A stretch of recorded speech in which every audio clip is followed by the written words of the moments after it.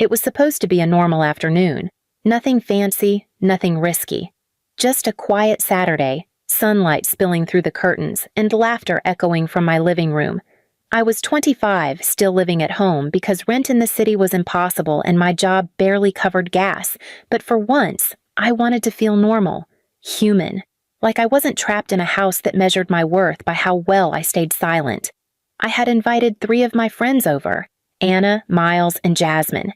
They'd been asking to hang out for months, but I always found excuses. The house is too messy. My parents don't like guests. Next week, maybe. Please subscribe to our channel and tell us in comments from where are you watching this video. But that day, I ran out of excuses. I cleaned the whole place, baked brownies, even lit a candle in the kitchen like we used to in college. When the doorbell rang, I swear my heart skipped. I hadn't seen friends inside my house in years. I smiled, trying to shake the nerves. Just be normal, I told myself. Hey, Anna said, walking in with her usual bright grin. Wow, this place is cozy. Jasmine set down a tray of cupcakes, and Miles was already teasing me about the music playlist. For the first time in forever, I laughed, real laughter that didn't sound forced or small. Then I heard the voice. What's all this noise? My mom's tone wasn't loud. It was sharp, like glass sliding across marble. I froze. She appeared in the doorway, her eyes scanning my friends like they were stray dogs that wandered in. You invited people here? I swallowed hard. Yeah, Mom, they're my friends. We're just hanging out. You didn't ask me, she interrupted. You don't decide who walks into my house. I tried to keep my voice calm. Mom, it's just a few hours. We're not doing anything wrong. She stepped closer, the scent of her perfume overpowering the brownies. You don't get to tell me what's wrong, young lady. You live under my roof. You don't even pay rent. The room went silent. I could feel my friend's eyes on me, sympathy mixed with discomfort. I wanted to disappear. Miles tried to lighten the mood. We can leave if it's a bad time, ma'am. Stay out of it, she snapped, pointing at him. I'm talking to her. I forced a shaky smile. Mom, please. You're embarrassing me. Her expression shifted from anger to something colder. Embarrassing you? You embarrass yourself every day.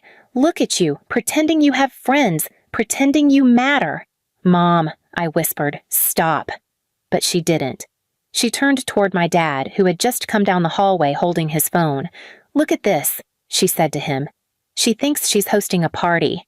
He didn't say a word. He just lifted his phone and started filming. Dad, I said, confused. What are you doing? Just documenting, he muttered.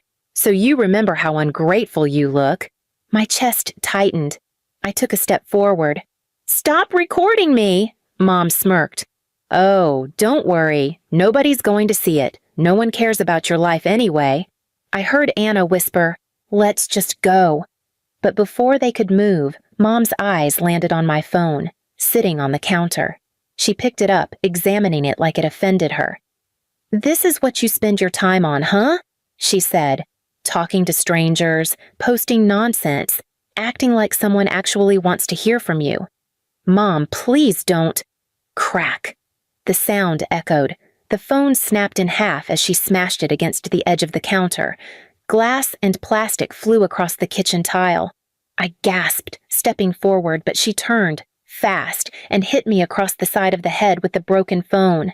Pain bloomed across my scalp, hot and metallic. I stumbled back, clutching my head. Mom! Anna screamed. Mom pointed at me, voice rising now, almost triumphant. Stop pretending you matter. You don't. You never did. You're just a burden I was too weak to throw out. Everything went still. My blood roared in my ears. I looked up and saw my father, still filming. No emotion, just watching. Jasmine took my arm. We're calling the police, but I shook my head. No, I whispered, voice trembling. Just leave, please. Are you sure? Miles asked, eyes wide. Yeah, I'll handle it. They hesitated, then slowly filed out, silent. My mom stood there with her arms crossed, breathing hard. When the door finally shut behind them, I turned to her. Do you feel proud? She smiled faintly. I feel relieved. Maybe now they'll know what kind of loser you really are." That was the first time I didn't cry. Something in me broke, but not in the way she wanted. That night, as I cleaned up the shards of my phone, I realized the truth. My parents weren't just cruel. They wanted an audience for their cruelty. They wanted control that came from humiliation.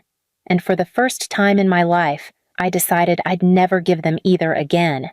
While they slept, I packed a single duffel bag, tucked my blood-stained sweater inside, and walked out into the night.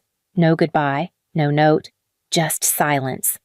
I didn't know where I was going, but I knew I'd never walk back into that house again, not as their victim.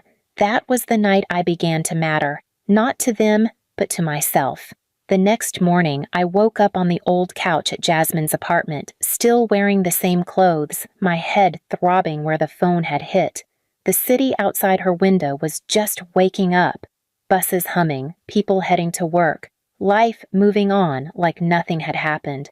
But for me, everything had changed. Jasmine brought me coffee and sat beside me. "You need to report them," she said gently. "That wasn't just anger, that was abuse." I stared at the cup. "It's always been." "Like that?" I murmured. "They just finally showed it in front of someone else." She looked at me, horrified. "You mean that wasn't the first time?" I shook my head slowly.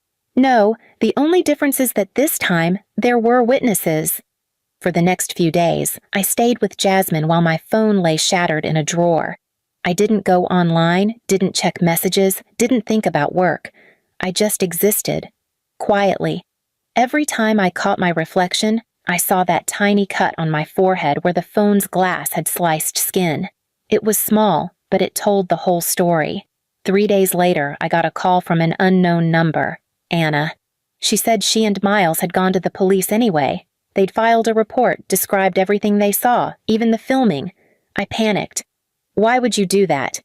"Because you wouldn't," she said, "and someone has to stop them before they do it again." I wanted to be angry, but part of me knew she was right. I'd been surviving so long I forgot I could actually live. That night, Dad called. His number flashed on Jasmine's screen. I froze. She handed me the phone. "Pick it up, or block it forever, but choose." I answered. His voice was calm. Too calm. "You think you can ruin our reputation?" I swallowed. "You ruined it yourself." "You're ungrateful," he hissed. "We gave you everything, and this is how you repay us? Calling the police? Turning your little friends against your family?" "You filmed Mom hitting me," I said, trembling. "You didn't even blink." "That's called parenting," he snapped. "And you're an embarrassment." I felt something rise in my chest, not fear, not sadness, anger. Pure, steady anger that had been building for years. "You're right," I said quietly. "I'm an embarrassment because I keep surviving you." He hung up. I put the phone down and exhaled, shaking. Jasmine sat next to me, whispering, "That was the last time, wasn't it?" "Yeah," I said. "That was the last time they'll ever hear my voice." Over the next few months, I moved into a small apartment on the edge of town. I got a new phone, a new number, a new routine. My coworkers never asked about my past. They just treated me like a person, not a problem. I started drawing again, something I'd stopped years ago when Mom used to tear my sketchbooks and call them childish fantasies.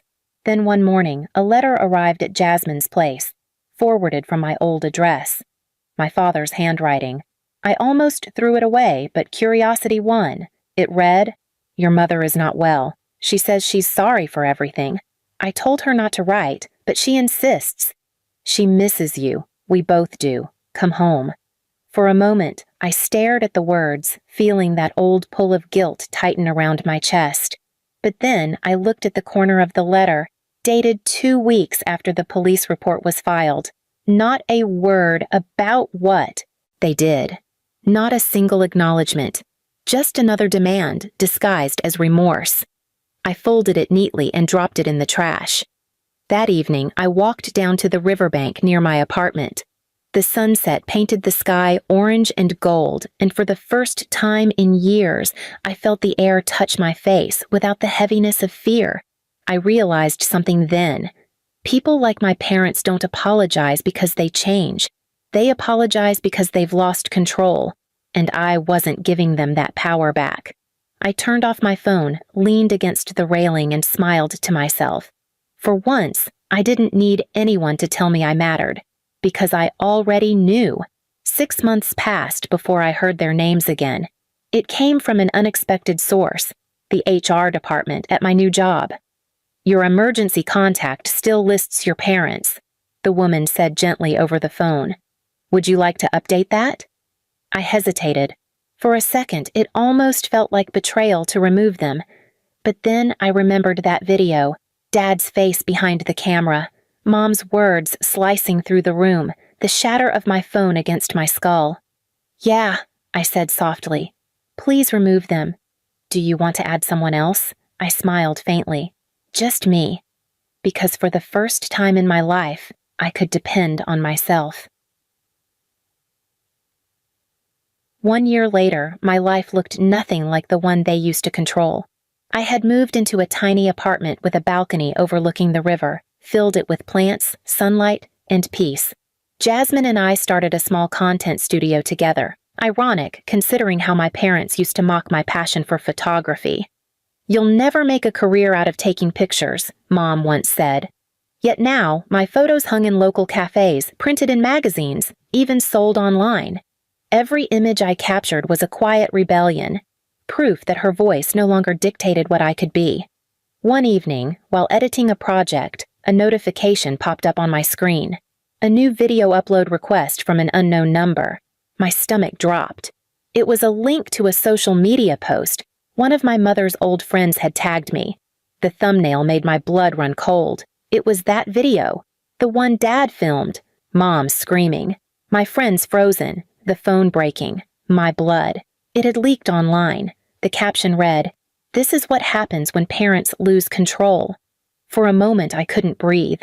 The past I'd buried was back, exposed to strangers, comments flooding in, people debating whether it was real. I clicked away, but my hands were shaking.